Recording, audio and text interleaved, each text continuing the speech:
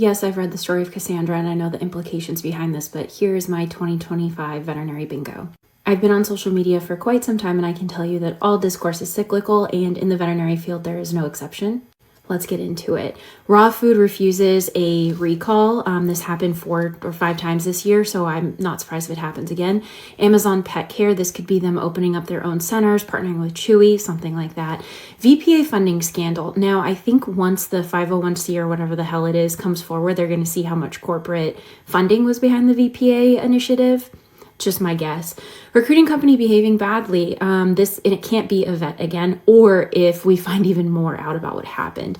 Relinquishment gone wrong. This happens every year. Social media storms behind it. Uproar about food dye in pets. Right now it seems like seed oils is the big thing, so we're going to see food dye this year.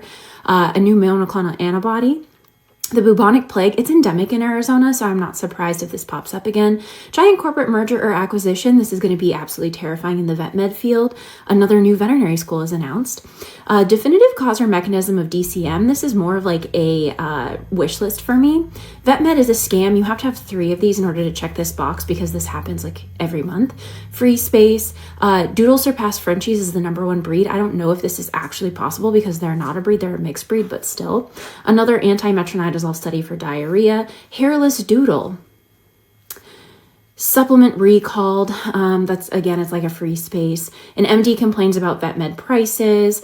Really bad canine infectious respiratory disease. This seems to happen every other year. Prion disease drama. This is my personal scariest thing that could possibly happen. So why not?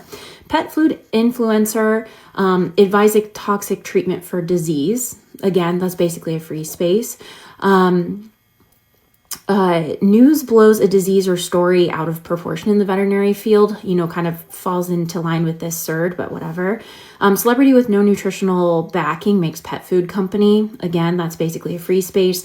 Vet tech licensing scandal. Now, I don't know if this is going to be like a funding thing, if this is going to be someone who claims to be a vet tech that comes out that isn't actually a vet tech, or there's going to be some cheating. I don't know. I just, And then screwworm in the USA. It's already been found again in the Mexico-Guatemala border. So why not? So anyway, this is my 2025 veterinary bingo. These are not things that I want to happen. It's just, like I said, discourse and everything is very cyclical in nature. And this just feels like a self-fulfilling prophecy at this point.